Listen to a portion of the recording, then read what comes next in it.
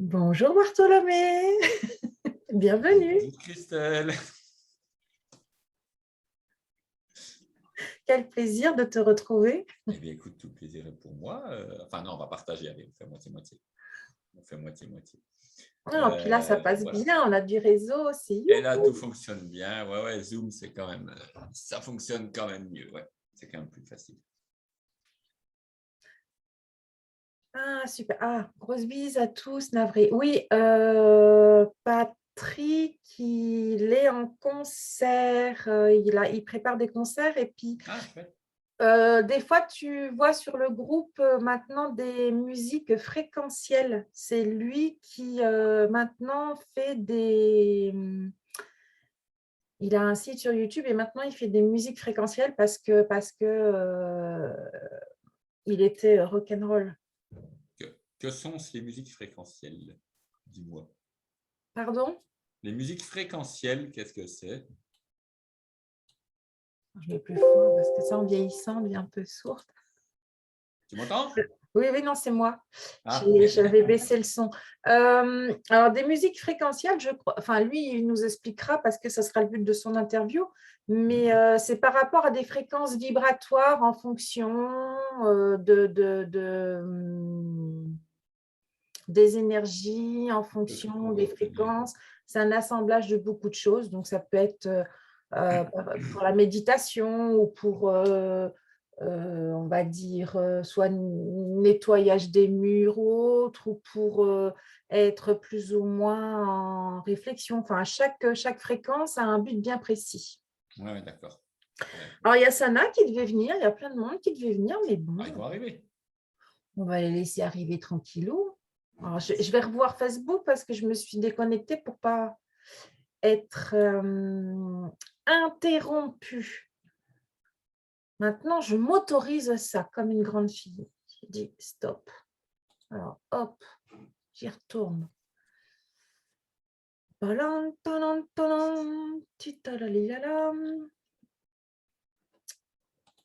Alors, bon.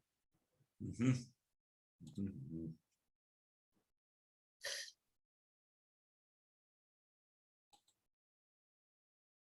Qu'est-ce que ça donne? Alors, nous avons... Il y en a 4 qui participent. Il y a Céline. Mais écoute, de toute façon, vu que ce n'est pas fermé, les gens arriveront. Hein. Oui, si tu as laissé ouvert. Moi, je ne sais pas, ça m'a demandé une autorisation, mais si tu as laissé ouvert. Oui, maintenant, j'autorise tout le monde hein, parce que c'est Ouais, voilà. terminé. Ah bah sinon, c'est en plein milieu de l'interview, il faut tout gérer, c'est pas possible. Quoi. Non, voilà. Et puis, en même temps, vu que c'est la nouvelle lune, j'ai hésité entre te mettre une lune ou le tambour. Et puis, à partir de maintenant, parce que je voulais te l'annoncer aussi, j'ai changé le nom du groupe et l'intitulé du groupe. J'en ai profité. Ah, parce que tu l'as Ça va déjà te... Et changé je pense... il y a 3 mois, non? Quelque chose comme ça. Ouais, non, mais on a changé de vibration. On a changé de beaucoup de choses, d'énergie, on monte en puissance. Et là, maintenant, si tu veux, par rapport à vous tous et toutes, j'ai vraiment envie qu'on parte dans des échanges beaucoup plus forts. Mhm. D'accord? Donc, c'est toi qui va être, on va dire, pas le parrain, mais presque, enfin, le premier à être au On courant. dit essuyer les plâtres.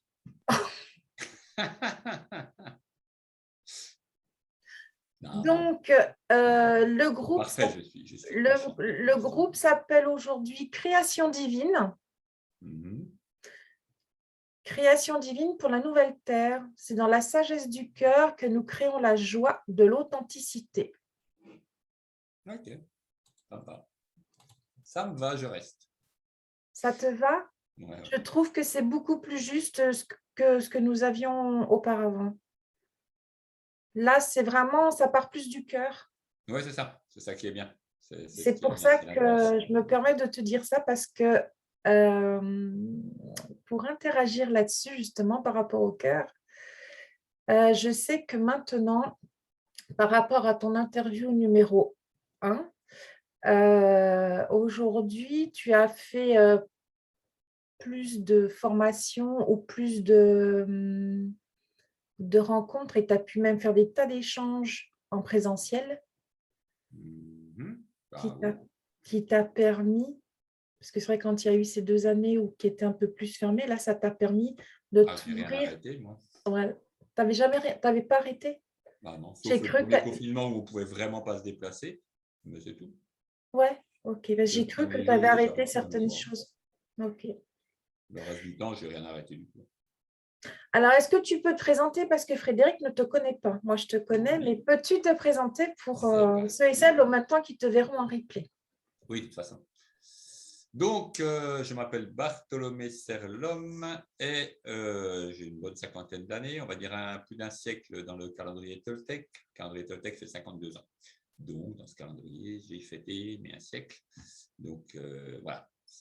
Quand on a fêté un siècle, on repart dans un nouveau cycle. Donc, je suis dans le premier cycle de 13 ans. 4 fois 13 ans font 52 ans. Le premier cycle de 13 ans, c'est l'enfance. Donc, je suis un nouveau-né, un enfant. C'est très chouette. Je venais du quatrième cycle de la vieillesse, adolescence, âge adulte, vieillesse.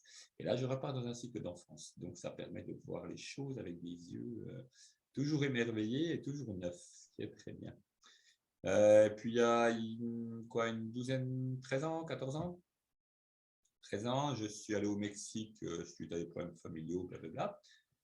Et je cherchais un chaman pour me soigner. Un ami habitait là-bas, donc il m'avait invité, qui m'avait dit, enfin, j'avais perdu de vue pendant 5 ans. Il m'a dit, tiens, je t'ai retrouvé. Donc, je vis au Mexique avec une Mexicaine. Donc, 3 mois après, j'ai débarqué. J'ai dit, ben, écoute, je viens. Et ça fait longtemps que j'avais envie d'y aller, que ça m'appelait. J'avais commencé à travailler le chamanisme large, très, très large. C'est-à-dire, ça rejoint beaucoup de choses, ça englobe. C'est pas quelque chose de fermé du genre je vais travailler le chamanisme comme ceci, cela, moi je vais travailler le reiki, moi je vais travailler ça, moi je vais travailler ça. C'est très ouvert, toujours rester très très ouvert, de toute façon tout est pareil. Donc on se rend compte que tout est la même chose, c'est simplement des couleurs différentes et des manières d'approcher. Donc voilà, j'avais commencé à travailler ça et puis bah, il s'avère que près de chez lui, on a cherché un chaman. Enfin, je suis parti du boulot, hein, j'ai pris mon billet d'avion le vendredi soir pour le lundi matin, j'ai pris mis un petit mot à la principale du collège où je travaillais, j'ai dit que je rentrais la semaine d'après, ou pas, qu'on verra bien. Et puis voilà, je suis parti en plein mois de juin, en plein cours. Et, et donc, on a trouvé à 100 mètres de chez eux, 200 mètres, il y avait la mère de la chamane qui habitait, elle s'en est rappelée, on allait la voir, il y avait une hutte de sudation, Temascal. Donc, Temascal, une maison de vapeur, donc la tradition mexicaine, qui se tenait le dimanche. Donc, j'y suis allé. Et puis, voilà, c'est le chaman que j'ai rencontré qui m'a formé pendant 5 ans. En fait, ça s'est fait tout seul. 5 ans? 5 ans, ouais. Donc, après, pendant 5 ans, donc je travaillais toujours en France, hein, j'étais toujours en France. Mais comme j'étais enseignant, j'avais beaucoup de vacances. Et j'allais au Mexique 2-3 fois par an, entre 2 semaines et 2 mois. Et lui est venu pendant 4 ans en France, je l'ai fait venir. Et pendant 1 mois et demi, 2 mois, on faisait des événements, donc des Temascal, des quêtes de vision, des méditations, des danses, des soirées, voilà. Et donc, voilà, ça a duré 5 ans. Et surtout, enfin, le cœur de ma formation, c'est sur le Temascal, clairement, sur la hutte de sudation. Donc, c'est vraiment voilà, une formation très complète.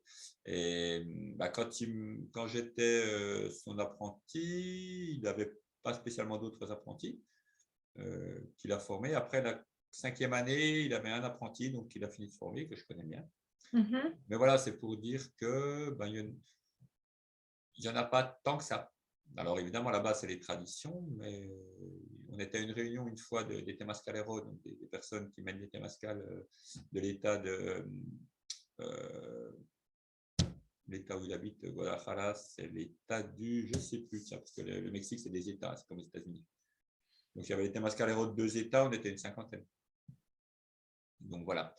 Et du coup, ce que j'amène en France depuis, alors j'ai continué après à y aller, bon là depuis 2 ans je ne suis pas allé, ce que j'ai ramené en France de ça, c'est vraiment le fond de cette connaissance. Donc le fond du chamanisme mexicain, le fond de cet art de vivre. La forme, c'est une forme qui me parle, que j'utilise, mais que j'adapte à la France, puisqu'on n'est pas au Mexique, et puis singer une forme ne sert à rien. C'est voilà, c'est des enfantillages. Donc, je prends des choses, je prends ce qu'il y a, et puis j'en refais ici ce qui est adapté aux personnes en France, ce qui permet de élargir sa conscience, élargir, pas monter, hein, parce que le sens de monter, c'est plus petit, plus grand classement, plus grand, plus petit, ça va pas. Ça ne va pas dans la spiritualité. Plus, moins, ça va pas non plus. Tout ça, ça n'a pas lieu d'être dans la spiritualité. La spiritualité, c'est quelque chose qui ne se mesure pas, qui est voilà. Donc, je fais simplement ce que j'ai à faire ici. Voilà. Bien. En gros, une présentation. Et donc, j'habite sur l'est de la France, tout près de la Suisse, Montbéliard, Belfort, Mulhouse, pour les personnes qui habitent autre part. Donc, vraiment, enfin, ma maison est à 5 km de la Suisse. S'il se passe quelque chose, je peux le sauver en Suisse. C'est pratique, même à pied. Et, je suis souvent en Alsace, donc au-dessus, toute l'Alsace, et puis un peu plus bas, dans le Jura, dans le... Il doit être pas très loin de chez toi. Sur Louhans, c'est quoi là, voilà, c'est surtout mes zones d'activité. Le Jura, je connais bien puisque J'y serai le week-end prochain, on fait un week-end de 2 jours. Ouais, et quand j'étais dans le Jura, toi, tu n'étais pas là. Tu avais un événement. Quand j'y suis, tu n'y es pas. Ah ouais, c'est à chaque fois, ça m'énerve. On va y arriver. Tu fais souvent des événements dans la forêt de Brocéliande. Oui. En fait, ça a commencé fin d'année dernière où ça m'a appelé. Donc, évidemment, toutes les synchronicités normales qui se mettent en place. C'est vrai que j'en parlais ça, il y a quelques temps. Le fait que les synchronicités se mettent en place, très souvent, on s'en étonne. On dit ouais, c'est incroyable, il se passe ça, c'est incroyable. En fait, il est bien de pas s'y habituer, mais de ne pas prendre ça comme quelque chose d'incroyable. En fait, c'est normal. La vie normale, c'est la vie dans laquelle on est, c'est-à-dire qu'il se passe des synchronicités. Quand il y a quelque chose qu'on veut faire, ça se met en place. L'univers le met en place, l'univers c'est nous, donc tout se met en place pour. Et c'est normal. Et les probabilités qui ne peuvent jamais arriver et qui arrivent, ne nous en étonnons pas, puisque c'est normal, c'est la vie normale. C'est s'en étonner qui n'est pas normal. S'étonner que, bah oui, je prends mon téléphone, j'appelle quelqu'un, il m'appelle à ce moment-là. Justement, en parlant de téléphone, fonctionne. Comment? Justement, en parlant de téléphone, je baisse le son. Voilà. Tu vois, au même moment. Bah oui, voilà, c'est normal. C'est normal. C'est toutes ces ondes, tous ces liens qui agissent, puis voilà, ça se passe normalement. Donc, ouais, Brocéliande est venu de plus en plus avec des synchronicités énormes. Je fais la queue quelque part, je me dis, il me faudrait les romans de Chrétien, c'est pas Chrétien de Troyes, si c'est Chrétien de Troyes, qui a écrit sur le Graal. Il y a une boîte à livres, je l'ouvre, il est posé dessus, quoi. Il est posé en premier, je n'ai pas besoin de chercher quoi que ce soit, je le prends, je le mets dans le sac et je pars. Peux-tu justement nous en dire plus sur cette forêt parce que... Et donc, ça s'est monté pendant l'hiver. J'ai fait un premier voyage au mois de juin. Alors, j'y suis allé déjà au mois d'avril reconnaître les lieux. Oui, ça, premier voyage au mois de juin avec un groupe. Et là, on a fait avec un groupe de 2 amis, donc on est 3. Donc, on y était en septembre. Il y a des photos sur mon site, hein, il y a des choses. Et, avec du jeûne, on va refaire ça au Nouvel An. Donc, semaine du Nouvel An, du lundi au dimanche. Mais pas avec du jeûne cette fois-ci, parce qu'on fera le réveillon. Et avec de la danse, par contre, beaucoup de danse, danse, chamanisme, etc. Dans les lieux. Alors, cette forêt de Brocéliande, c'est évidemment relié au cycle arthurien. C'est quelque chose qui date du Moyen-Âge.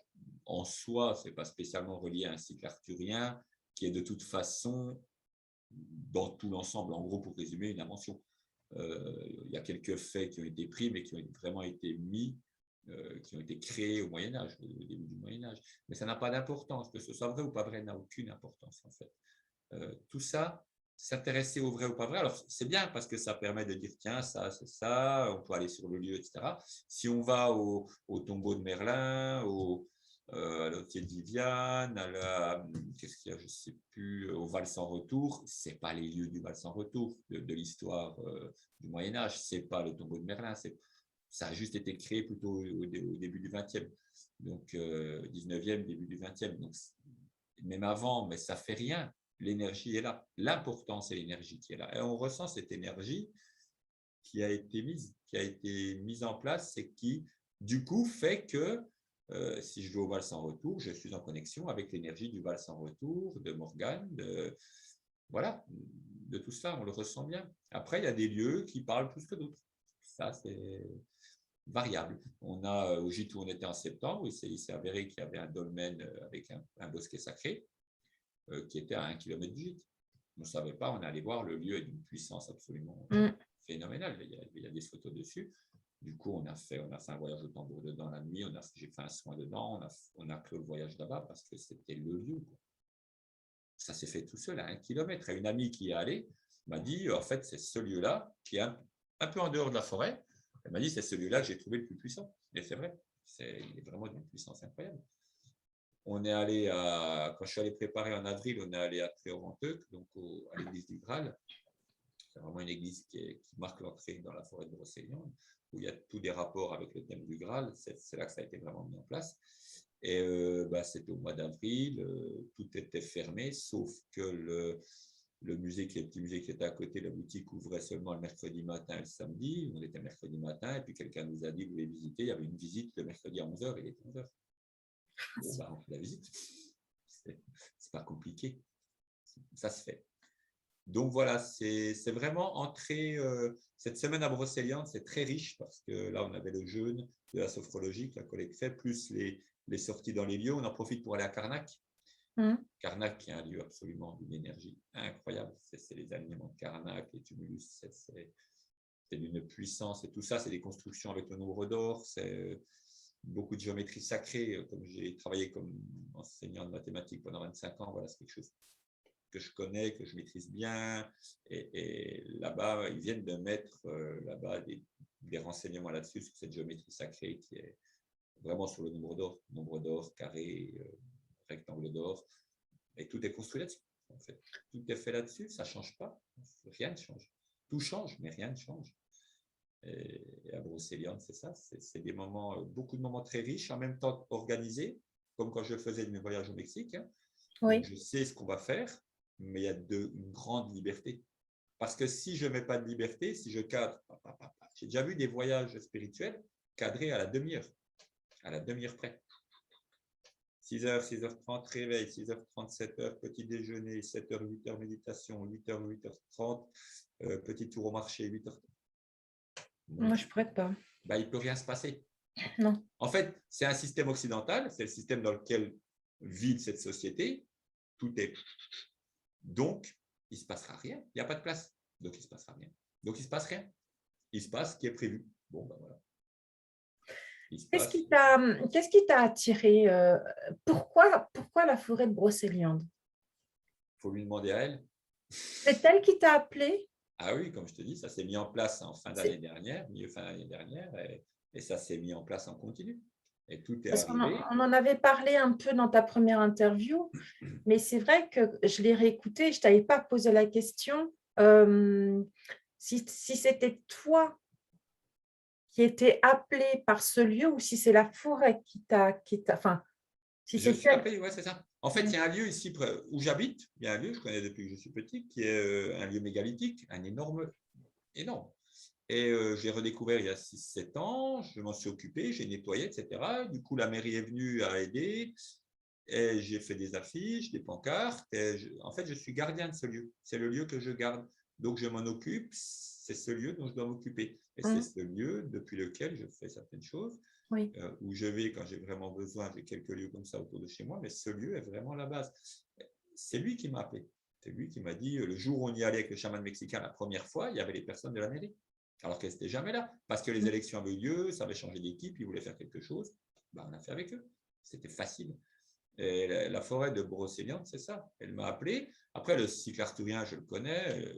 Tous les lundis, je regarde Camelot, par exemple.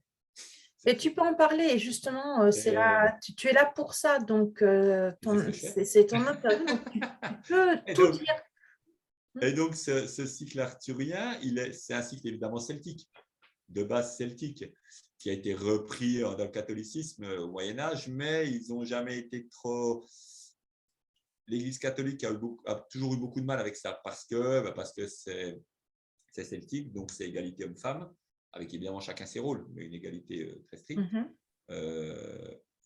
Donc ça, déjà, ça passait pas dans l'Église catholique difficilement. C'est la recherche du Graal personnel. Je me mets personnellement en lien avec la divinité et personnellement, je cherche ma vérité, mon Graal. Et des Graals, il y en a plein. Hein. Des fois, c'est une coupe, des fois, c'est un vase, des fois, c'est une émeraude, des fois, c'est un plat, des fois, c'est rien. Il y en a autant que de romans. Donc, le Graal, c'est souvent une coupe représentée, mais ça, c'est une version. En fait, le Graal, c'est évidemment la recherche spirituelle de soi-même. Et ça, l'Église catholique, qui est un système, n'en veut pas, puisqu'il faut passer par l'intermédiaire. C'est ce qui se passait aussi avec les Indiens en Amérique. Toutes les religions, la plupart, enfin, le système de base, c'est se mettre directement en lien avec la divinité, ce qui ne plaît pas souvent, ce qui souvent ne plaît pas. Donc, il faut passer par l'intermédiaire. Donc voilà, il y a tout ce cycle celtique qui est vraiment intéressant et ce qu'il y a derrière, parce qu'on est quand même…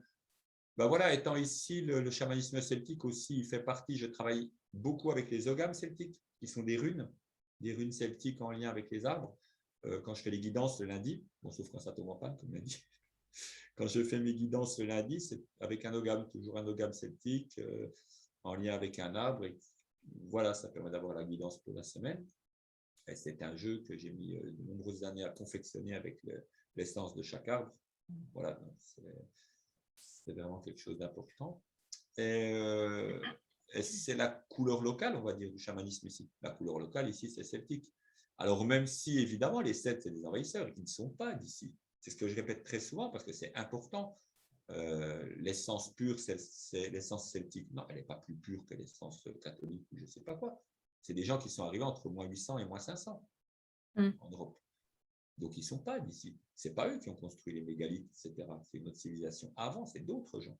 Après, ils sont venus, ils se sont mélangés avec, voilà.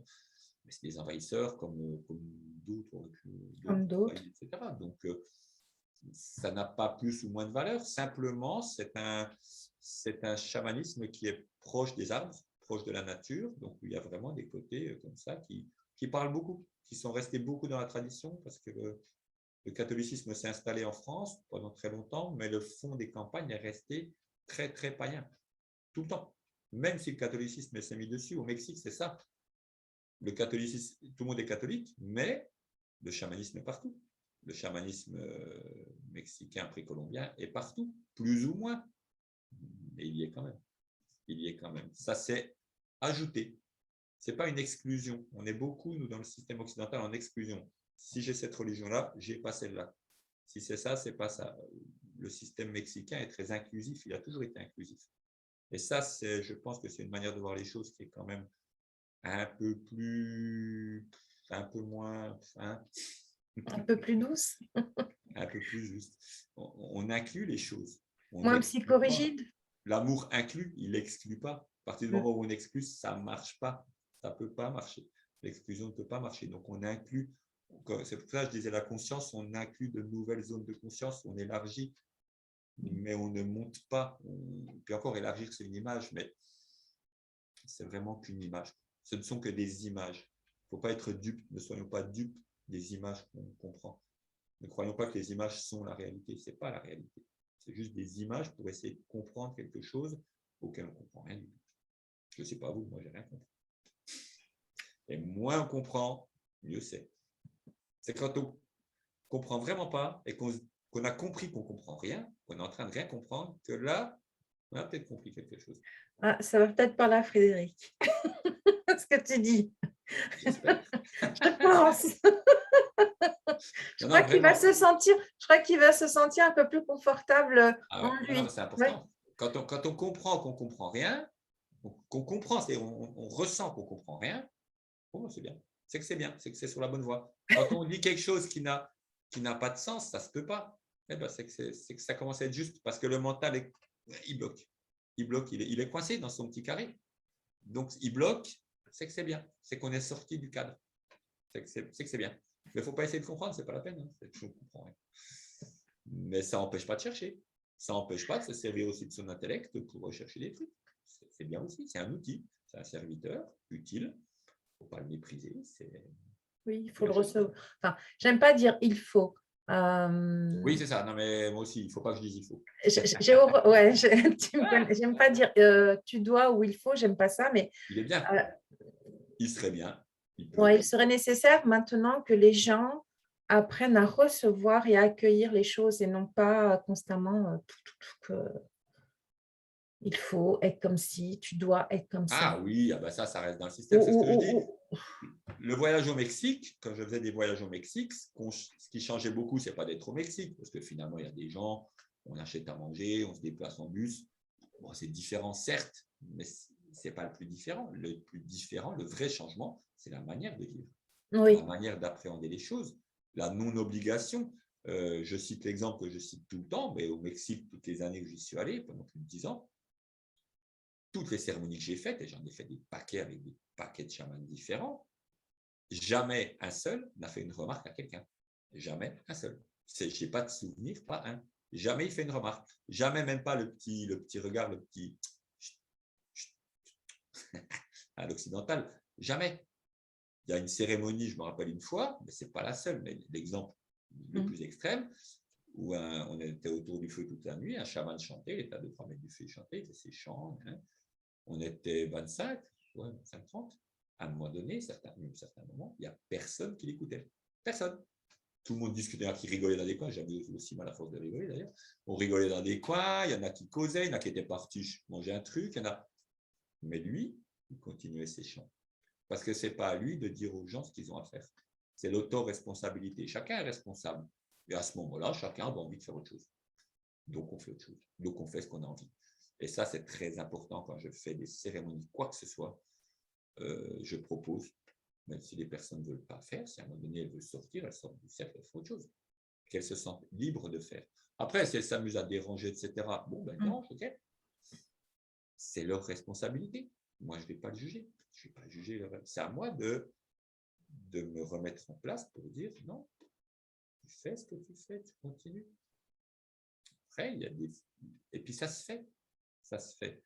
Mais on ne va pas empêcher, il y a un chien qui passe, on ne va pas l'empêcher d'être un chien. C'est un chien. ou de passer. Comment? Ou de passer. Ou de passer. Par contre, s'il pisse sur mon sac, il va s'en prendre une. Parce que voilà. Il y a des gamins qui jouent, qui font les ânes, c'est des enfants. Donc, ils jouent. Un enfant, ça joue. Donc, ils jouent. Nous, on continue.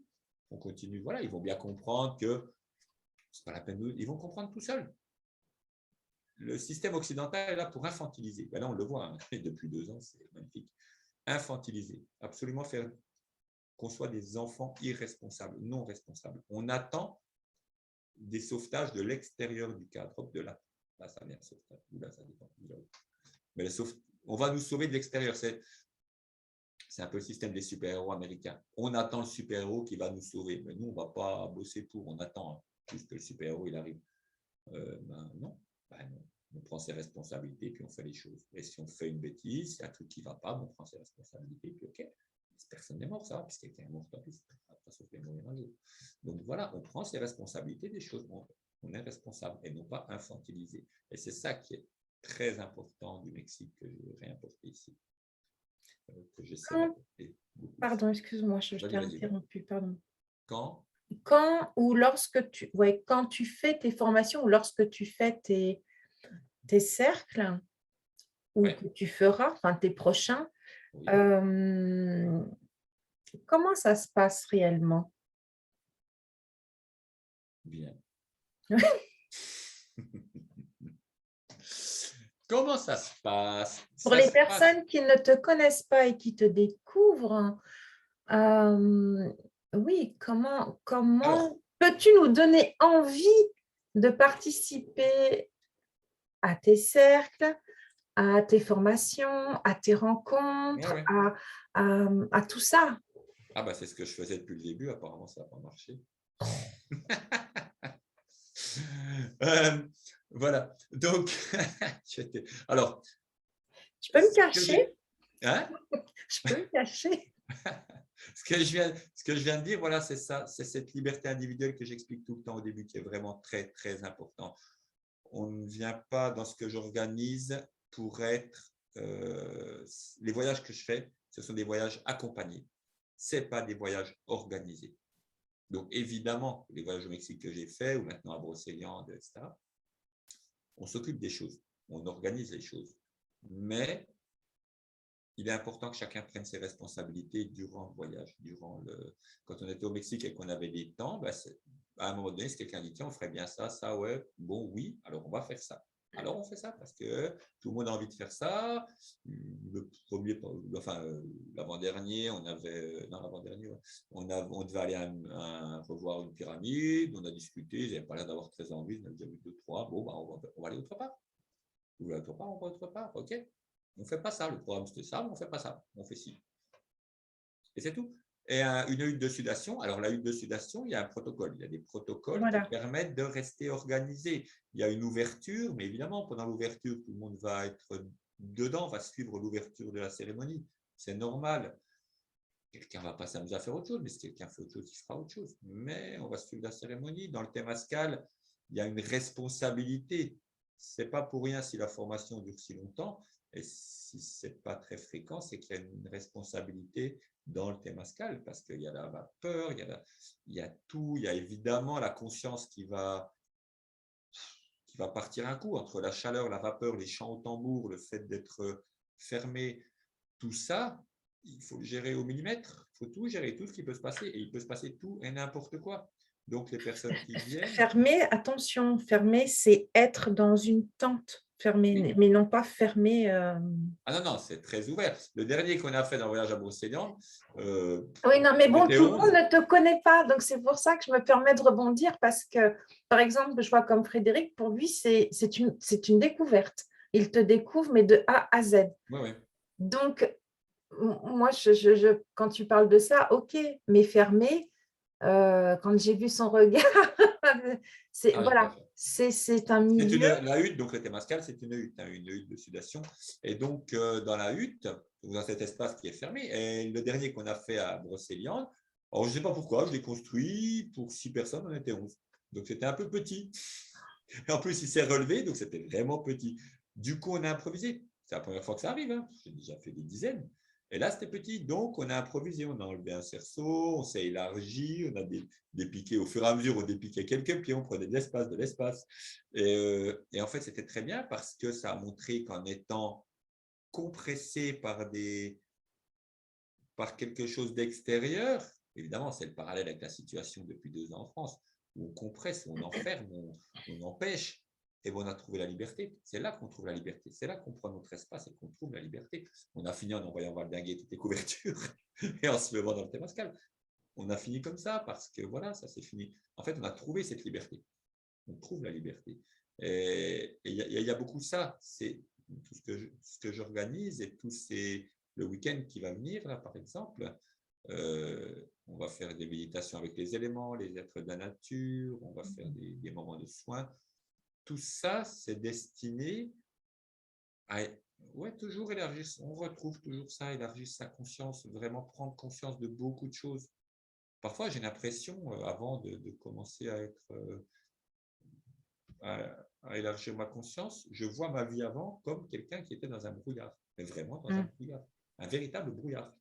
C'est vraiment l'impression. Alors, ça allait, ça faisait, tac, tac, tac, mais c'était dans le brouillard. Pas de conscience de ce qui se passe, de ce qu'est le vrai monde, en fait. Le vrai monde qui est derrière, comme dans Matrix. C'est exactement ça. C'est exactement ça. Et quand on prend conscience du vrai monde, on se dit, je me souviens qu'au début, quand j'ai commencé, je dis, bon, on va essayer. On va essayer de faire ça. Pourquoi pas? Je vais essayer. Je lis quelques livres. Je m'intéressais beaucoup au fantastique, entre guillemets, à tout ça, mais sans franchir le pas. Puis j'ai dit, on va essayer. Et là, ça commence à fonctionner, 1 fois, 2 fois. Et on se dit, il y a un truc, c'est pas possible. Personne m'a jamais. On m'aurait menti à l'insu de mon plein gré depuis que je suis petit, parce que ça fonctionne. C'est normal, en fait, ça fonctionne. Et là, c'est assez étonnant. Mais voilà, après, chacun a son chemin. Il y a des personnes qui ont des parents qui sont déjà très ouverts d'esprit, donc qui commencent tout de suite directement, d'autres personnes plus tard. Il n'y a pas de plus et moins. C'est vraiment, ça c'est vraiment important. Le plus, le moins, c'est un truc à à bannir totalement. Sauf si je mesure la taille de ma pièce. Évidemment, si ça fait 4 mètres, ça ne fait pas 3. Mais ça, c'est Oui, du rationnel. à un moment donné dans notre vie, on peut avoir un déclic et changer du tout au tout et être Il y en a attiré plein. par… Il y Ouais. a plein de déclics qui changent, qui varient du tout au tout. La spiritualité fonctionne par très souvent un schéma qui fonctionne bien, c'est que le chaos. Il y a des choses qui viennent, ça va, j'ai compris, ça oui, mais j'arrive pas à les mettre en place. C'est compliqué, c'est un chaos. Il y a ça, je vois, mais je clac, et d'un coup. Ça peut durer 5 secondes. D'un coup, clac, tout se met en place. Et on passe à autre chose. Et on a saisi. C'est pour ça que la physique quantique est intéressante parce que les Occidentaux, avec la physique quantique, on commence à approcher cette compréhension. C'est une ligne d'approche, toujours sur la science, mais qui donne ces sauts quantiques. Le saut quantique, c'est je suis là, mais il n'y a pas de passage de là à là. Je suis là, et en même temps, à l'instant d'après, en même temps, je suis là. Mais il n'y a pas eu un passage entre les deux, il n'y a pas d'évolution, il y a un saut quantique. Oui. Et ce saut quantique, c'est une manière de comprendre, enfin de voir, de comprendre la spiritualité par saut quantique. Mais ça ne veut pas dire qu'il n'y a pas une… C'est une évolution, mais elle ne se fait pas en ligne. Le système de ligne, c'est pas ça. C'est pas ça. J'apprends une langue étrangère, je progresse niveau 1, 2, B1, B2. Mais c'est pas ça. La spiritualité n'est pas ça. C'est autre chose. Ça ne rentre pas dans ce cadre. Ça ne rentre pas. Donc voilà, on fait tous ces ateliers que je fais, toutes ces élucidations, la semaine à Brocéliande, les semaines comme ça. Il y a vraiment on vit. On vit. Quand on était au mois de juin avec un petit groupe, j'étais avec un petit groupe, voilà, il n'était pas très bon, on a fait, puis il y a des moments où on était dans une ville, on va boire une bière en terrasse, on discute, etc. On ne va pas dire à 7h30, il y a une méditation. Non. Il y a une méditation prévue aujourd'hui, plutôt ce matin. On va la faire. Si ça ne se fait pas, ça ne se fait pas parce que ça ne doit pas se faire. Par exemple, la dernière fois en septembre, dans le tumulus, on devait faire une méditation pour la Terre. On rentre dedans, dans le tumulus, c'est une petite place, on arrive, il y a un groupe qui chantait dedans. On attend. Combien de temps ils vont chanter? Je ne sais pas, il y a un peu de personnes dehors. Bon, on attend. Je prépare mes instruments. J'ai fini de préparer le dernier instrument, ils sortent. Super. On discute avec eux, blablabla. Bla, bla, bla. On parle un peu, c'était chouette parce qu'il y a du chant selon des hauteurs de son qui résonnent à l'intérieur, qui sont faits pour. Le son est vraiment important. On y va, on va faire notre méditation. Il y a juste une lampe à l'entrée qui allume et qui allume l'intérieur. Bon, c'est une minuterie, on attend qu'elle s'éteigne. Je la cache un peu pour pas que quelqu'un la voie puis vienne allumer. On commence et ça n'allait pas. Il y avait du bruit dehors, les gens parlaient, il y en a qui regardaient, ça n'allait pas. 2 minutes, hein, et là, la lampe s'allume, quelqu'un allume la lampe. Qu'est-ce que je fais? Je continue. Bon, j'ai arrêté, j'arrête. Je sors, je vais voir, je discute avec le groupe, on recache la lampe, ils me disent ouais. Et là, je rentre, et là, plus un bruit. Plus de bruit, plus rien. On a fait la méditation, c'était parfait. Parce qu'avant, ça n'allait pas. Si je m'étais obstiné, on la continue quand même, on continue avec la lumière, ça n'allait pas. Ça n'allait pas. Donc, il fallait agir. Et voilà, c'est ça. Et s'il n'y avait vraiment pas fallu, si quelque chose avait dit on ne fait pas, ça peut arriver des fois. Ce n'est pas le moment. Et bien, on ne fait pas. Et après, on est allé, c'était une méditation pour la Terre, hein, vraiment l'élément féminin, côté yin. On est allé après à un menhir et puis on a fait une marche au tambour. Ding, ding, ding, on est arrivé, on était vraiment en yang, cette fois-ci avec un menhir, hein, vraiment la grande forme. Et on s'est mis à danser. Et là, il fallait une énergie yang pour compléter l'énergie yin du matin. Donc, on a complété. Et on y allait, j'y suis allé au chant, et ils ont dansé et c'est parti. Et on fait la méditation, on l'a fait comme ça. On l'a fait en mouvement. Méditer, c'est être dans le bon moment, de la bonne phase, juste. On peut y être des fois en faisant des méditations. Personnellement, les méditations assises, ça me saoule assez vite. Donc, j'en fais un peu, mais pas beaucoup. C'est très intéressant. En marchant, je préfère méditer n'importe comment. C'est le bon moment, quand c'est le bon moment. Comme dit Krishnamurti, la méditation, elle vient quand elle vient. On n'y invite pas. Justement, tu parles de méditation. Quelle est ta méthode de méditation? Voilà. Comment… Donc, si j'ai été clair, tu as dû comprendre que ma méthode, c'est… Le calme, le silence, le respect. Et quand je te parlais de méthode de méditation, c'est comment tu médites. Tu médites assis, debout,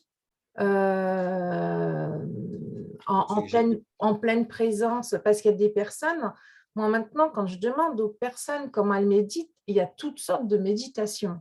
Donc, toi, j'ai bien... été assez clair. Je te Toi, remercie de me poser la question parce que je n'ai pas été assez clair. Si j'avais été clair, tu saurais quelle est ma méthode de méditation.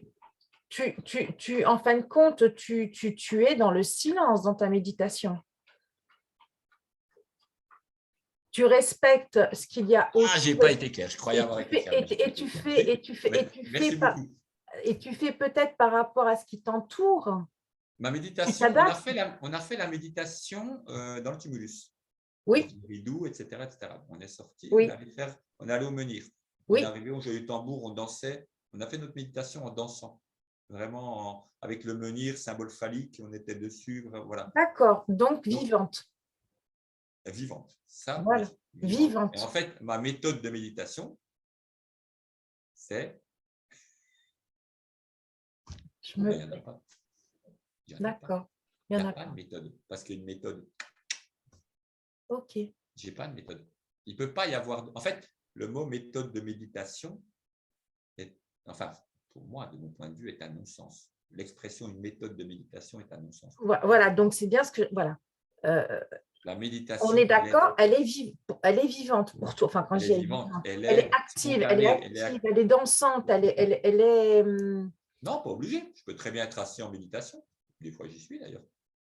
Je peux très bien être assis dans le calme et dans le silence en méditation. Je médite beaucoup en dormant. Oui. Je travaille beaucoup en dormant avec le rêve. Donc, méthode de méditation, en fait, est quelque chose qui n'a pas de sens. C'est un peu ce que j'essaie d'expliquer, mais c'est bien que tu reviennes dessus, parce que ça me permet de voir que ça n'a pas… J'ai pas été assez clair. Oui.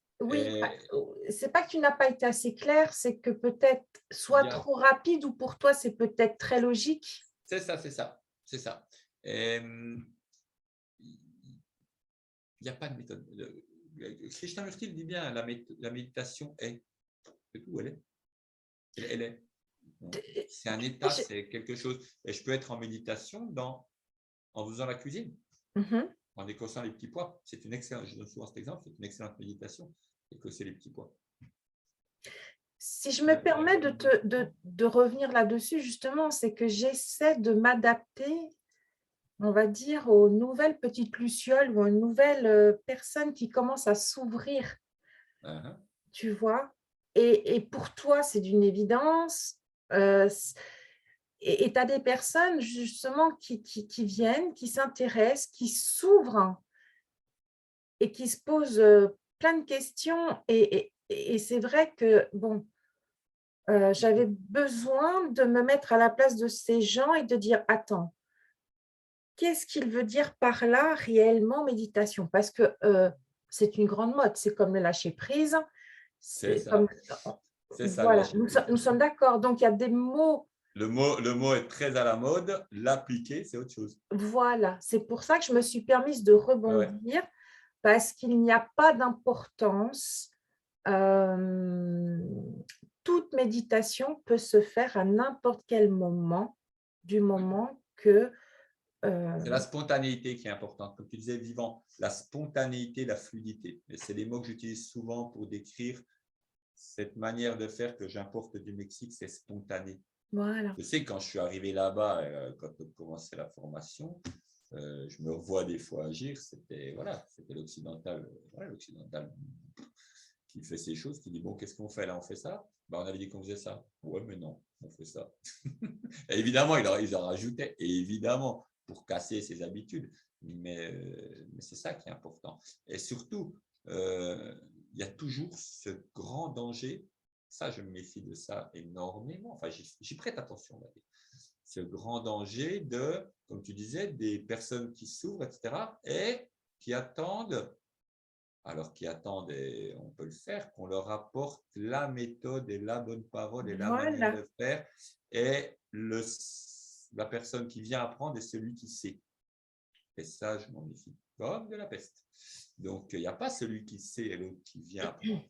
Oui, en Toltec, on ne dit pas apprendre. Non. Je t'apprends quelque chose n'existe pas. Ce n'est pas un verbe, quel complément d'objet direct, c'est un verbe pronominal, nomashtique, je me cultive. Je me cultive. Et Timomashtik, ça veut dire nous nous cultivons ensemble. C'est ce que j'ai mis d'ailleurs dans ma première ligne de Facebook. Cultivons-nous ensemble. Oui. On se cultive. Et quand j'étais enseignant, j'expliquais ça aux élèves. Je leur disais, vous savez, si je viens vous faire une heure de cours et que je n'ai rien appris, ben, je ne viens pas. Réellement, je ne viendrai pas parce que ça ne sert à rien. Donc, quand je fais un Temascal, quand je fais quoi que ce soit comme atelier, si je n'apprends rien, si je viens en disant je vais déverser du savoir et ils vont apprendre quelque chose, ou les gens, ça n'existe pas, hein, je suis des gens, tout le monde est des gens, donc les gens n'existent pas, ils vont apprendre quelque chose, c'est foutu d'avance. Tout le monde va apprendre. Tout le monde apprend. Tu sais ce qui me fait peur, Bartholomé, c'est quand j'entends dire tu dois méditer tous les jours. Ouais, c'est vrai, tu dois méditer tous les jours. Tu vois, ce qui me fait peur, c'est… Oui, je vois bien. Mais à partir du moment où dans le sens où les gens se disent « Ah, donc, je ne me suis pas assise ou je ne me suis pas couchée ou je n'ai pas fait ci, je n'ai pas fait ça, donc je n'ai pas médité ou je n'ai pas pris telle position. » Mais on médite, voilà, en écossant tes haricots ou tes petits pois. C'est souvent ce qu'on me demande avec le tambour. Il y a des personnes qui ont fait leur tambour, puis il y en a déjà plusieurs qui m'ont demandé ça, qui m'ont dit, on m'a dit le tambour, il faut le prêter, surtout pas le prêter, machin. Et moi, je leur dis, oui, tu as raison, il ne faut jamais prêter son tambour. Puis comme j'ai mon tambour, je dis, tiens, tu veux en jouer? Et après, je lui donne, puis je dis, tiens, tu veux jouer de mon tambour? Parce que c'est quelque chose qui a été inculqué, et dire, ben voilà, il ne faut pas prêter son tambour, c'est mort. Et c'est une manière de prendre de l'emprise. C'est une manière de gouroutiser en quelque sorte. Parce que après, la personne, quand elle sera partie, chaque fois qu'elle aura son tambour, elle repensera, il m'a dit de surtout pas le prêter. Et là, c'est parti pour des conflits à non plus finir. Un gamin lui dit, je peux jouer un petit coup? J'ai envie de lui prêter, mais il ne faut surtout pas. Qu'est-ce que je fais? Et là, pendant ce temps, l'énergie, la personne qui lui a dit, il ne faut jamais prêter ton tambour, elle a sa paille et elle aspire de l'énergie. L'énergie s'en va. Et c'est ça. Ça, c'est de la magie noire, mais pas volontaire. Des fois, ce n'est pas volontaire, c'est comme ça. Mais c'est ça, de la magie noire, par exemple. Le fait d'absorber de l'énergie en mettant des dictates, des choses comme ça. Donc, en général, on ne prête pas trop son tambour, sauf si on prête. Voilà. C'est pour ça que si je t'ai reposé cette question, il n'y avait pas d'idiotie de ma part, mais c'était surtout pour t'entendre dire que effectivement nous sommes libres.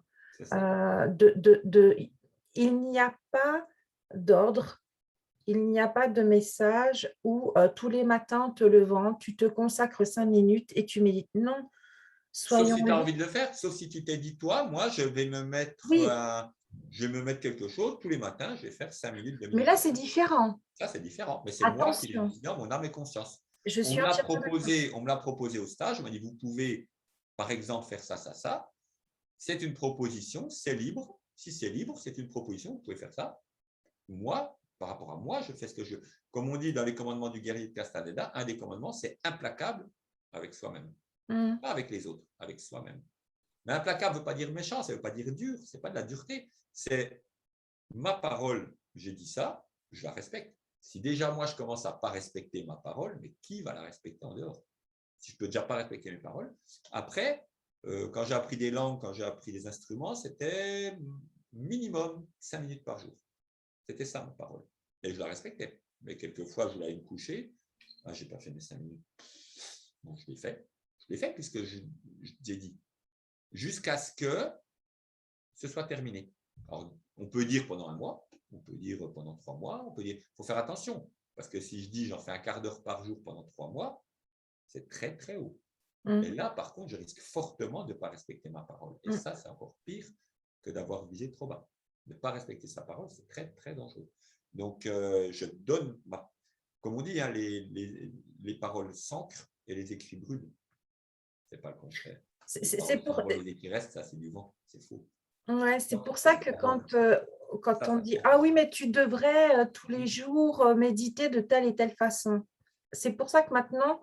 Tu pourrais. Quand il y a des interviews, je pose la question parce que ça appartient à la personne. Ah oui. Ah oui. Son développement lui appartient. Ton chemin exactement. lui appartient. Le développement, son chemin lui appartient. Exactement, mais ce n'est pas pour cela que je dois, si je décide de dire: «Beh, tiens, tous les jours à telle heure», beh, ça m'appartient. Mhm. Mais, surtout qu'après je n'ai pas mauvaise conscience en me disant: «Ouh là là, aujourd'hui, on m'a dit que je devais, j'ai pas fait», et qu'arrive la culpabilité. C'est Voilà. l'infantilisation. L'ordre vient de l'extérieur. Je suis un Voilà. enfant, on m'a donné un ordre, je dois obéir. C'est ce qu'on parlait tout à l'heure, cette infantilisation. Et évidemment, le conflit avec soi-même, culpabilité, comme tu dis, tout ça. Voilà. Se, se mettre en conflit avec soi-même, c'est le début de la catastrophe. Le moment où je me mets en conflit avec moi-même, parce que j'ai accepté l'ordre, j'ai accepté ce qu'on m'a imposé. D'où l'importance des mots, parce que l'importance des mots MOTS sont très importants avec nos mots MAUX par la Ouais. suite. Ah bah oui. Les paroles s'ancrent, les écrits brûlent. Par contre, les paroles, Mmh. ce qui nous marque dans notre enfance des choses, c'est une petite parole de quelqu'un, dans le bon sens ou dans le pas bon. Enfin, dans le pas bon, entre guillemets, mais il y a des choses comme ça qui nous marquent. Une parole d'encouragement, une parole qui casse, une parole à l'école. Hein, tout le monde a ce souvenir-là de l'école, des paroles qui plaquent. Et ça reste Le beaucoup formatage. plus que de l'écrit. C'est ça qui a des implantés. En fait, ce n'est pas des choses à apprendre. Souvent, c'est ça aussi, on dit, je fais du chamanisme, je vais apprendre des choses. C'est surtout, je vais désapprendre des choses. C'est surtout ça. On est comme un Lego, hein, on va dire que nous, on a un sachet de Lego avec un mode d'emploi, sauf que le mode d'emploi, ben, il a été un peu balancé, ça a été monté n'importe comment, donc il faut déjà défaire toutes les pièces et après remonter dans le bon sens. Mais on ne va pas remonter dans le bon, on ne va pas rajouter des pièces n'importe comment, ça ne va pas remettre l'ensemble de Lego qui a été monté n'importe comment bien. Il faut déjà le démonter.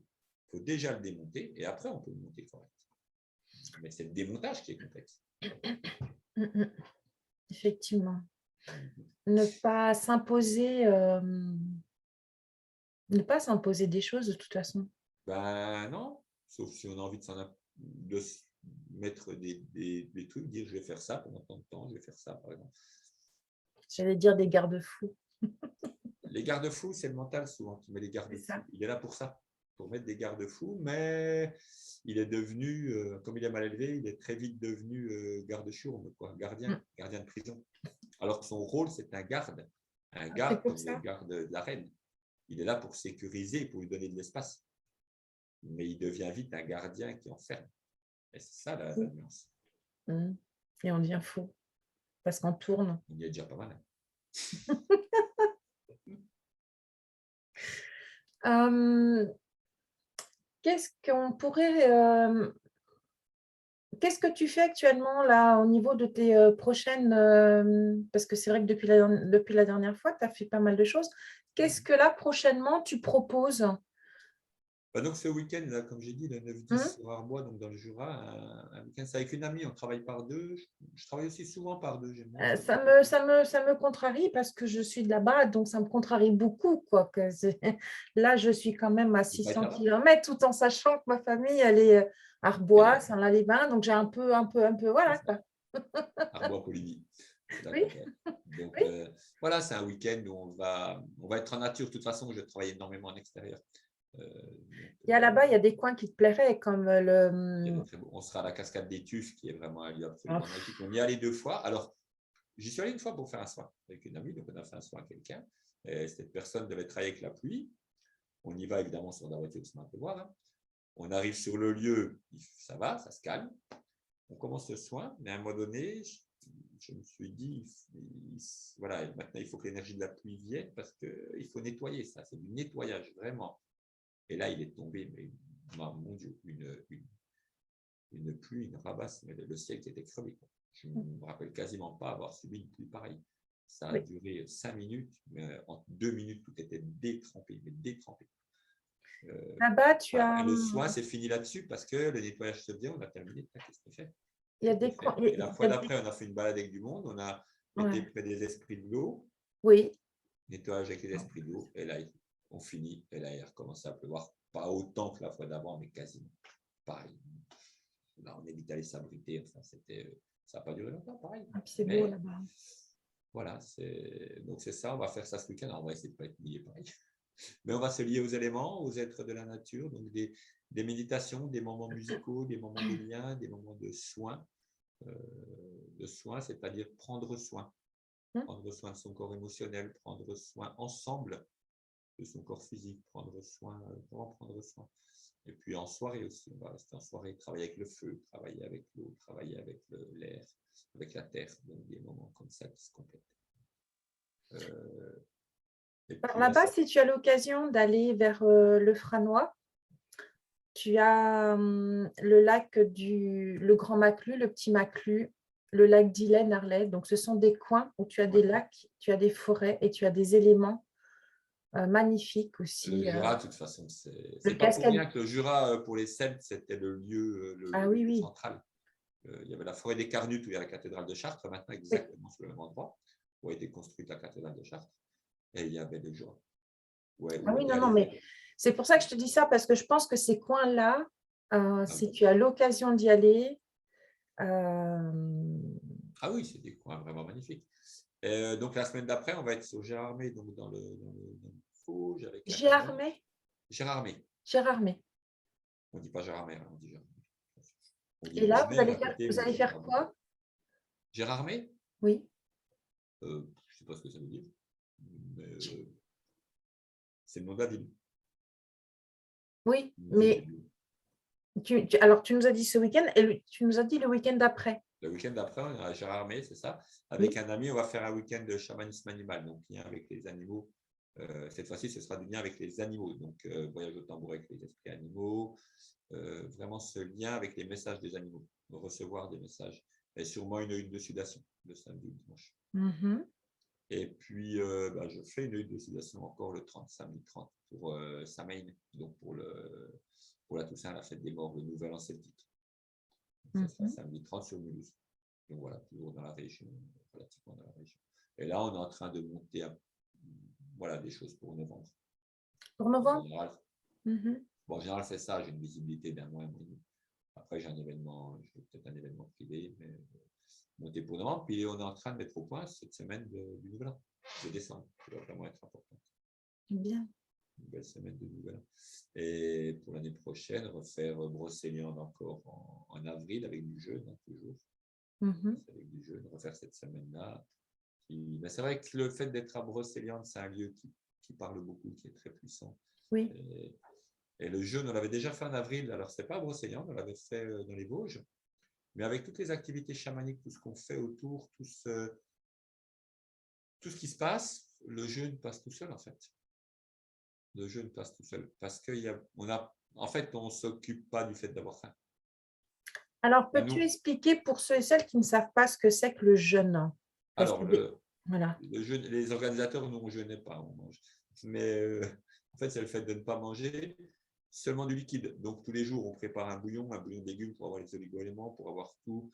Et évidemment, alors, c'est l'autre personne qui s'en occupe, mais des jus de citron, des tisanes. Donc, il y a des apports. Il y a beaucoup d'apports et c'est des bouillons de légumes frais avec tout ce qu'il faut dedans. Donc, ce n'est pas un jeûne. Et pourquoi jeûner? Pourquoi jeûner? Pour nettoyer l'organisme. C'est quelque chose de très, très, très commun, le jeûne, en fait, partout. Ça se fait énormément en Allemagne, en Russie, énormément. Une base à ne pas oublier, dont je parle souvent, ne pas oublier qu'on est en France.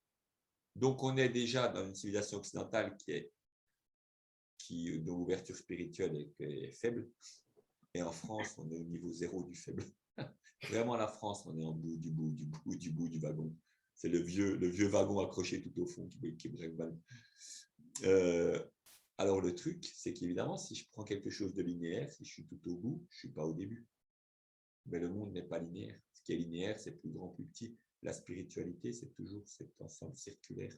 Et si je prends le plus grand et le plus petit, je les relie et ils sont au même point, en fait. Dans un cercle, le maximum et le minimum sont au même point. Ça veut dire qu'en étant tout en bas, je suis en même temps tout en haut. C'est la phrase connue de saint Thomas d'Aquin, je ne sais plus. Ce qui est tout en bas est comme ce qui est tout en haut. Mais sur une ligne, ça ne se comprend pas. Sur un cercle, c'est une évidence. Le 0 et le 10 sont au même endroit. Et on le voit ça dans quelque chose qui n'est pas Rationnel, c'est les relations amoureuses. Je t'adore. Je t'aime moins, de moins en moins, de moins en moins, je te déteste. Non, ça ne marche pas comme ça. C'est je t'adore, clic, je te déteste. Clic parce qu'on n'a pas fait le tour du cercle. On a juste passé de devant à derrière. Du 0 au 10 immédiatement. On n'a pas passé par 9, 8, 7, 6. Ça, c'est des graduations, mais ce n'est pas de la graduation, parce que c'est la vraie vie. Ce n'est pas du rationnel, c'est le vrai monde. Et dans le vrai monde, on passe de 0 à 10 immédiatement. C'est pour ça, c'est saut quantique de compréhension. Je suis à 0, je ne comprends rien, c'est une catastrophe clique. Ça y est, j'ai compris, c'est bon. Ça y est. Parce que tout le reste du chemin a été fait, mais il a été fait non visible. Ce n'est pas un chemin, c'est clac. Et c'est ça dans ces histoires de couples de gens qui s'adorent, qui sont très bien, et qui du jour au lendemain, clic, passe de 10 à 0. Voilà. C'est vraiment ça. C'est vraiment ça. Parce qu'on n'est pas dans un domaine rationnel, encore une fois, on est dans le domaine magique. Donc, du coup, je ne sais plus de quoi je parlais. Tu parlais de l'importance du jeûne. C'est ça, on parlait du jeûne. Voilà. Alors, du jeûne, oui, du jeûne. Voilà, durant tes que le jeûne, que nous, les Français, les Occidentaux, nous étions Voilà, vraiment, à la ramasse beaucoup de choses. voilà, par Et le rapport à jeûne, d'autres pays. voilà, c'est quelque chose de très bien parce que l'organisme est un peu poussé et il va nettoyer, du coup, il va faire ce nettoyage. Mais c'est comme le Temazcal, la huile d'oscillation, on pousse l'organisme avec la chaleur, la vapeur, on pousse, donc du coup, boum, on va passer à autre chose, on va passer dans autre chose, dans une autre conscience. C'est vraiment ça. C'est bien ça. Je trouve que c'est bien d'en parler un peu parce que ça nous permet aussi d'avoir une autre ouverture. Ouais. C'est vrai que j'ai des amis qui ont fait ce jeûne-là, j'en ai fait d'autres où c'était à l'eau. Mais ils ont dit au bout de 3 jours, tout le monde était KO parce qu'il n'y avait pas autant, il ne se passait pas des choses. Dans les 3 accompagnateurs, il se passe beaucoup de choses. Donc, on n'a pas le temps de penser qu'on a fait. En fait, on a autre chose à faire que de penser qu'on a fait. Et en fait, ça va. Ça se passe très bien. Le dernier jour, on fait une huile de sudation, tout le monde est en pleine forme. Voilà, des fois, il y a un petit coup de mou, mais ça passe très bien. Parce qu'il se passe quelque chose. Oui, parce que vous accompagnez les gens correctement, vous ne faites pas ça comme ça. Voilà, c'est N'importe comment. Très, c'est important qu'il y ait du monde pour accompagner. Ça, c'est quand même quelque chose de. C'est un moment important. L'accompagnement est vraiment important. Et c'est vrai que quand je fais des quêtes de vision, par exemple, tous les ans, j'en fais 2, une en juin, une en août. Une quête de vision, la personne va rester dans la forêt, dans un cercle de 3 mètres de diamètre, avec de quoi dormir, des habits chauds de quoi dormir, une bâche s'il pleut, une bâche au sol, c'est tout, rien d'autre. Ni manger, ni boire, du vendredi fin d'après-midi au dimanche midi. Et du coup, il n'y a rien à faire. Elle n'a rien à faire. Donc, elle va se mettre au rythme du monde et attendre les messages, attendre ce qui arrive. Et c'est une expérience très, très forte. C'est quelque chose de très, très fort. Dans la tradition Lakota, tradition d'Amérique du Nord, c'est 4 jours, mais 4 nuits. Mais là, nous, on n'a pas la solidité physique pour faire ça. Puis de toute façon, ça ne s'achète pas. Ce n'est pas parce que je fais 4 nuits au lieu de 2 que je serai 2 fois plus sage. Ça n'a pas de sens. La spiritualité ne s'achète pas. Donc 2 jours, c'est très bien, c'est très suffisant. C'est déjà un truc énorme. Surtout être dans la forêt la nuit. C'est ça qui est. Et nous, on veille, hein. On est un peu plus loin, on veille, on surveille. Mais voilà, la quête de vision, c'est quelque chose. J'ai encore eu quelqu'un là au téléphone qui l'avait fait fin août. On a rediscuté. Elle m'a dit ça a tout changé. Elle a pris des décisions dans sa vie. Elle a dit stop maintenant. Ce qui est important, c'est ça, donc pas. Tout a changé. Et c'est très, très fréquent. Tout change parce qu'on prend ce temps qu'on ne prend jamais dans notre vie. Jamais on a 2 jours en restant dans un endroit. Donc, toujours cette idée, effectivement, d'être enfermé physiquement. Mais en fait, ça nous libère. On est libre. On est extrêmement libre. Et on ne prend jamais le temps de ne rien, pas de distraction. En fait, si on ne mange pas et qu'on ne boit pas, ce n'est pas pour jeûner. Là, ce n'est pas le but pour le coup. C'est simplement pour ne pas se distraire. Se dire, ah ouais, est-ce que je vais manger ça, mais j'ai que ça à boire, est-ce que je bois plutôt là? On sait qu'il n'y a pas. Donc, c'est fini, il n'y a plus de distraction. Le mental ne va pas dire, ah ben, faudrait peut-être que je boive ci, que je boive ça, etc. Il n'y a rien à faire. Est-ce que la personne doit se préparer avant? Elle se prépare. Elle se prépare. En fait, le travail se fait énormément avant, il y a la quête, et le travail se fait énormément après. Parce qu'avant, il y a toutes les pensées, qu'est-ce qui va se passer, est-ce qu'il va se Voilà. passer ça, mais si à un moment donné, il y a ça, si, ça, et pourquoi j'y vais, quelle intention, ça c'est très important, quelle Mhm. intention je mets dans le fait d'y aller. Et après, la digestion. Ah mais oui, mais en fait, et beaucoup de choses. Magnifique. Ouais, c'est un moment très fort. C'est vraiment quelque chose de très fort. La quête de vision, ouais, Ça doit bien décrasser. oui. Ouais, c'est vraiment quelque chose. Ça demande une longue maturation pour les personnes qui participent parce que c'est pas quelque chose. Des fois, qu'on décide sur un coup de tête, j'y vais. J'y vais. Des fois, c'est j'y vais pas. Bon, j'y vais pas là, mais j'irai l'année prochaine. Les personnes, des fois, ça fait 2-3 ans qu'elles attendent. Puis c'est le bon moment. J'y vais. Est-ce que tu envisages de refaire ou de programmer un prochain voyage au Mexique? Si j'y retourne jamais, j'y retournerai jamais. D'accord. C'est pas grave. Ça n'a pas d'importance. Ok. C'est comme ça. Non, mais très bien. Non, mais parce que tu aurais pu Ouais. Non, non, ça c'est. y penser. J'y pensais, mais voilà, il y en avait un prévu pour 2020, on aurait pu y aller, il y avait du monde, on n'y est pas allé, mais on aurait pu, du coup, c'était possible. Et du coup, peut-être en début 2021, mais là, on ne pouvait pas, donc maintenant, j'arrête. Je cherche, je ne mets pas d'énergie dedans. Si ça doit se faire, ça se fait. Ah, ok. C'est comme ça, le monde est comme ça. C'est bien parce En que fait, je trouve que tu as lâché certaines... Enfin, je trouve que tu as lâché des choses c'est le lâcher prise. Quand je par disais le rapport... lâcher prise, en parler, c'est bien, de faire, c'est autre chose. Oui, mais alors justement, alors ça, c'est génial. Le lâcher prise. Parce que tout à l'heure, j'en ai parlé comme mot, comme une connotation de mode. Oui, le mot lâcher prise est très à la mode. Oui. Il y a Voilà. d'autres mots à la mode en ce moment en spiritualité. Alors Lâcher justement, prise, ça serait bien que ça soit notre, enfin, oui, notre dernier sujet, on va dire, puisqu'on pourrait en faire une autre justement d'interview, mais j'aimerais, Frédéric a des questions. ouais, ben, je vais laisser, mais j'aimerais que justement que tu nous expliques par tes propres mots le lâcher prise. Parce que je peux te dire, ben, j'escalade, je m'accroche, ok, donc parce que je prends prise et puis ben, je lâche prise, mais je chute. Ouais. Il y en a qui vont te dire, Ouais, ouais, mais ouais, ouais. lâcher prise, c'est lâche ton mental. Et puis, mais ça veut dire quoi? Comment veux-tu que je lâche? Donc, peux-tu nous expliquer simplement, parce que je sais que il y a des personnes, des fois, qui aimeraient lâcher prise, mais qui ne savent pas Mm, comment faire. mm. Et qu'est-ce que ça veut dire réellement? Parce que le lâcher prise, on l'a tous les jours sur plein de textes. Ouais. C'est les modes. C'est comme les chiens. Il y a des chiens à la mode en ce moment, c'est les bergers australiens. Avant, c'était les Jack Russell. Là, c'est le lâcher prise. Puis demain, ce sera autre chose. En fait, il y a des modes dans tout. Et comment lâcher prise, j'en sais rien. C'est comme comment méditer, j'en sais rien. Je ne sais pas. Oui, voilà, c'est Dire les voilà, tout bases. à fait. Non, mais tout à fait, voilà, c'est votre quotidien, le lâcher prise, méditer, et je ne sais plus, il y avait un autre mot qui revient souvent, et là, ça m'échappe, mais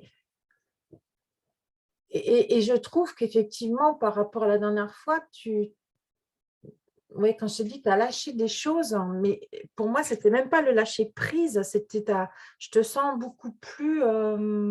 La dernière fois, il y avait quelques soucis techniques. Mais il y avait le chapeau qui était pas mal. Comment? Il y avait le chapeau qui était pas mal. Ah oui, je ne sais plus. Oui, c'est vrai. Ah ben, tu avais une ampoule qui était là et tu as dû mettre le chapeau de Ah soleil oui, c'est vrai, mexicain parce qu'il y avait l'ampoule. parce que l'ampoule, elle t'éblouissait tellement que tu ne C'est voyais ça, oui. rien. C'est ça. C'était génial. Non, mais de toute façon, les modes de base je me méfie des modes. De base, de toute façon, quelque chose qui est à la mode, il est important de faire attention, de prêter attention à ça. Parce que c'est quelque chose qu'on va admettre. OK, c'est bien. Après, le lâcher prise, alors en parler, c'est bien, super. Mais c'est comme, je ne sais plus, bah si, on a dit tout à l'heure, mais l'appliquer, c'est autre chose. Voilà. En fait, c'est facile quand tout va bien. Lâcher prise, si tout va bien, c'est facile. Je lâche prise, tout va bien. Donc, c'est facile. C'est la confiance, en fait. C'est la confiance dans le système du monde. Cette confiance, elle est facile quand tout va bien. Par contre, dans les moments où c'est difficile. Et c'est là que c'est important d'avoir confiance. C'est là que on lâche, on dit, je sais pas, je me mets à quelque chose, ça n'a pas de sens, je sens que je dois le faire, mais ça n'a pas de sens parce que, évidemment, si je le fais, il y a ça, ça, ça, ça. Tout ça, c'est des trucs qui ne vont pas aller, c'est sûr. Mais comme tu disais tout à l'heure, on écoute son cœur. Et si mon cœur me dit fais ça, lâcher prise, ça peut être ça, par exemple. Ça peut être je le fais et j'ai confiance qu'il va se passer quelque chose. Même si la fois d'avant je l'ai fait, j'avais confiance qu'il va se passer quelque chose, il ne s'est rien passé. Mais il ne s'est rien passé, il se passe quelque chose. Tu me disais comment, voilà, certains disent comment faire pour lâcher prise. Mais en fait, ce n'est pas comment faire, c'est ne pas faire. C'est ne pas faire. Dans Castaneda, par exemple, c'est un truc assez central, mais qu'on retrouve autre part. Ne pas faire. Mais comment on fait pour ne pas faire? On ne fait pas. Puisque si je cherche comment faire, comme tu disais, une méthode, ce n'est pas ne pas faire, puisque je fais déjà une méthode. Donc, il n'y a pas de méthode. Lâcher prise, ne pas faire. Ce n'est pas faire. Je ne vais pas chercher comment faire ne pas faire, puisque sinon, c'est faire quelque chose. Donc, je ne vais pas chercher comment lâcher prise, parce que je suis en train de faire une méthode de lâcher prise. Mais il n'y a pas de méthode. C'est cette confiance qui fait que, OK, j'y vais. OK, ça se passe. Je sais que ça va être juste. Je sais que ça va être juste. L'exemple que tu donnes, je suis à une paroi, je me tiens, je lâche prise et je me laisse aller en arrière parce que je sais qu'il va se passer quelque chose. Alors là, c'est vraiment extrême. Personnellement, je le ferai moyennement, on en reposera plus tard. Parce que lâcher prise sur une paroi à 50 mètres de haut, on va en discuter. Mais voilà. Mais ça s'apparente à ça, mais évidemment pas à ce point extrême, parce qu'elle elle est vraiment extrême, ce point-là. Mais je sais, je ressens que c'est juste. Je ressens que c'est juste, ok. Il va se passer quelque chose. Et puis, je ne sais pas, il se passera peut-être. Je ne sais pas. En fait, je ne sais pas. Ne pas faire, par exemple, c'est souvent par rapport aux personnes qu'on aime, dont on est proche. On voudrait faire quelque chose pour elles. Et en général, ça tourne à la catastrophe. Parce qu'on fait quelque chose. Le plus dur pour les personnes dont on est proche, des personnes très proches, c'est ne pas faire, ne rien faire. Et ça, c'est très, très dur. Et c'est le plus efficace en général. Mais c'est très, très dur. Parce qu'on veut toujours faire quelque chose pour les autres. Mais nous, des fois, quand on n'est pas bien, quand ça ne va pas, on n'a pas envie que les autres fassent quelque chose pour nous. Puis tout ce qu'ils vont faire, ça va arriver, mais alors complètement à l'envers. Je veux faire ça avec le but de ça, ça, ça. La personne en face comprend, mais complètement l'opposé. Et ça rajoute de la confusion à la confusion. Je remets de la confusion par rapport à quelque chose qui est déjà confus. Ne rien faire. Ce qui ne veut pas dire rien fiche du tout. Ce qui veut dire ne pas faire. Et par contre, que la personne sache qu'on est là. Par exemple, quelqu'un qui va mal, simplement qu'elle soit au courant, je suis là au cas où. Je suis là au cas où, point barre, stop. Et stop, surtout stop. Et la personne saura quand le moment sera venu, peut-être à un moment donné, que ouais, je suis là au cas où. C'était un exemple personnel. Quand ma fille, ma grande, avait 16 ans, on était séparés, 17 ans, c'est 17 ans. Et puis un jour, elle était fâchée avec sa mère en bas de son immeuble. Je lui ai dit, écoute, tu arrêtes de crier en bas de son immeuble, quoi. C'est pas possible. Et là, elle a continué, et elle s'est pris une claque, la seule que j'ai donnée de sa vie.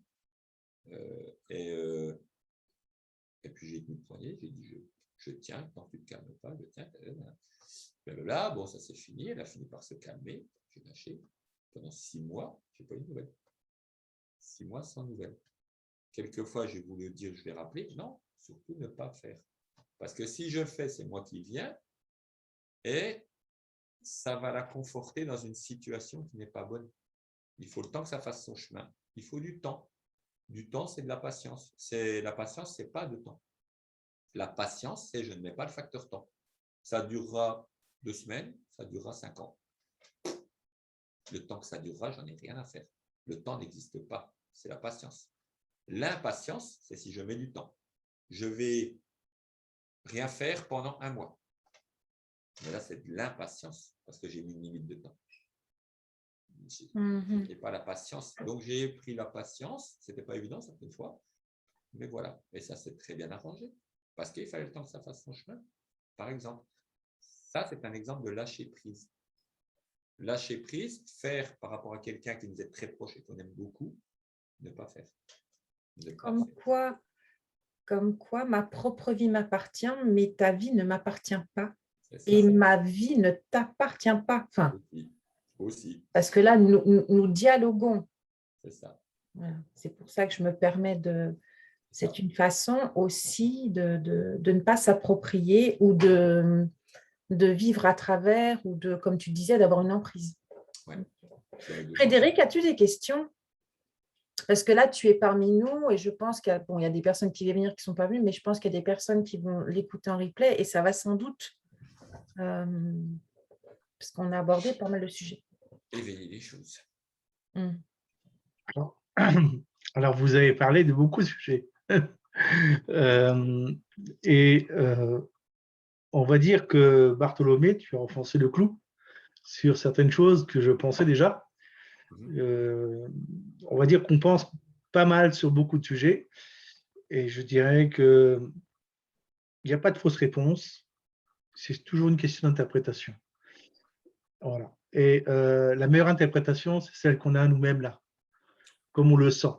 Moi, je sens une chose d'une certaine manière, toi, tu le sentiras d'une certaine manière, et toi, Christelle, aussi d'une autre manière. Mais ce qui est certain, c'est que si Christelle prend la manière de Bartholomé, ça ne marchera pas. C'est ça. Voilà, parce qu'on le sent comme ça, on est tous pareils, mais on est tous différents. Mais on va tous dans le même chemin. C'est ça. Qui est le nôtre. Voilà. Ce qu'il disait sur la République française, là, tous différents, tous égaux. C'est assez ça. C'est assez juste. Tous différents, tous égaux.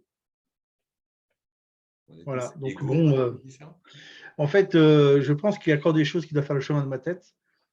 Poser une question sur ce que tu viens d'interpréter, sur tes projets, sur ce que tu fais, sur tes explications. Il faut que ça se digère et je pense que si j'ai des questions, quoi que ce soit, je me dirigerai vers toi directement pour avoir ton explication sur ton sujet. Ça sert à rien que je demandé à Christelle qu'est-ce que tu as voulu dire. Non, c'est toi qui sauras me répondre parce que c'est ta façon de voir les choses. Voilà. Après, je l'accepterai ou je la comprendrai ou je l'adapterai à ma façon de faire. Voilà, c'est ça. Ou on aura la même façon de voir. Tu prends l'info comme elle vient et tu en fais ce que tu en veux. Exactement. Fais ce que tu en veux, c'est ça. Ouais. C'est ça. Je dis souvent, quelqu'un dit quelque chose, ok, l'info elle vient, qu'est-ce que j'en fais? J'en fais quelque chose, j'en fais rien, j'en fais. C'est mon choix, c'est ton choix. T'en fais ce que tu en veux. Magnifique. Hein, je suis ravie parce que ça a réveillé des choses. Et c'est vrai que, tu vois, je parlais de la petite luciole, ou de la petite libellule, ou du petit…